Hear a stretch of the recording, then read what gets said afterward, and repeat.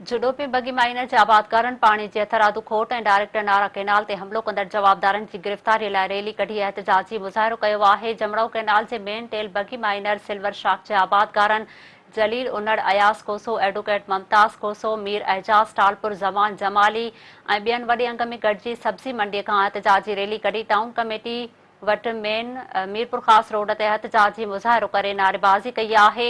उन मौक़े ते अॻवाननि चयो आहे त सिंधु दरिया में पाणी जी पोज़ीशन बहितर थियण बावजूद बगी माइनर ऐं टेल जे ॿियनि शाख़ुनि में पाणी जी हथरादू खोट बरक़रार आहे। ग़ैर क़ानूनी वाराबंदीअ सबबि पोखियल फ़सुल सुकी सड़ी तबाह थी रहिया आहिनि।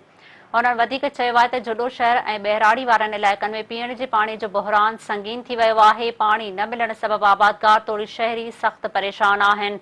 उन्हनि वधीक चयो त पाणी चोरी कंदड़नि ख़िलाफ़ ऑपरेशन कंदड़ डायरेक्टर नारा कैनाल मंसूर मेमन ऐं संदसि टीम ते कातिलाणो हमलो कंदड़ जवाबदारनि खे पुलिस अञा ताईं गिरफ़्तार न करे सघी आहे, जेको पुलिस इंतज़ामिया जी नाअहली आहे। हुननि आला इख़्तियारियुनि खां मुतालबो कयो आहे त नोटिस वठी डायरेक्टर नारा कैनाल ते हमलो कंदड़ जवाबदारनि खे गिरफ़्तार करे बगी माइनर ऐं पाणी जे हथरादू खोट ख़तमु कई वञे।